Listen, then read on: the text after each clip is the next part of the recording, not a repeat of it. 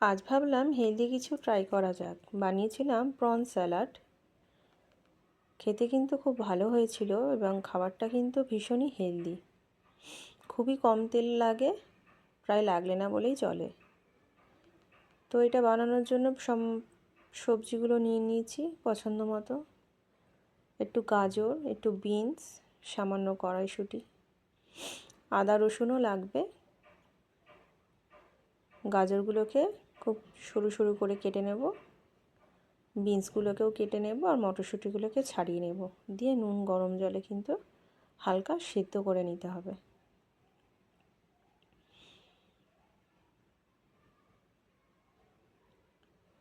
যেহেতু খুবই অল্প তেলে রান্না করছি, তাই সবজিগুলো সেদ্ধ থাকলে খেতে ভালো লাগবে এবং সবজিগুলো বেশ মজে যাবে। রসুনগুলোকেও কিন্তু আমরা হাতেই কুচি কুচি করে নিয়েছি আর আদাটাকে গ্রেট করে দেবো। একটা টমেটো নিয়ে নিয়েছি, সেটাকেও ছোটো ছোটো পিস করে কেটে নেব। আর লাগবে অর্ধেক লেবু, পাতিলেবু নিয়েছি। আর ওদিকে আমরা প্রনগুলোকে নুন আর লেবুর রসে ভিজিয়ে 10 থেকে 15 মিনিট রেখে দেব। এই সামান্য একটু তেল নিয়েছি, অলিভ অয়েলেই রান্নাটা করেছি, এর থেকে বেশি তেল কিন্তু লাগবে না। এর মধ্যে প্রনগুলোকে ভালোমতো ফ্রাই হয়ে গেলে সব সবজিগুলো দিয়ে দেব। সামান্য নাড়াচাড়া করে 30 সেকেন্ড মতো স্টিমে রেখে দিতে হবে।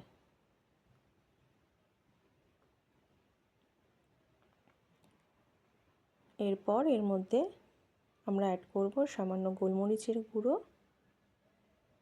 অরিগ্যানো আর আদাটা গ্রেট করে দিয়ে দেবো।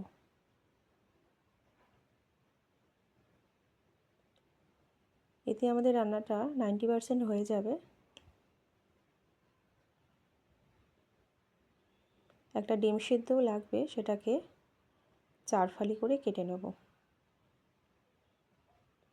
এর ওপর সামান্য ধনেপাতা, ডিম সিদ্ধটা দিয়ে দেবো আর দিয়ে দেবো মোজারেলা চিজ। তাহলেই কিন্তু স্যালাডটা রেডি। বানিয়ে দেখবেন, খেতে কিন্তু ভীষণই ভালো লাগে এবং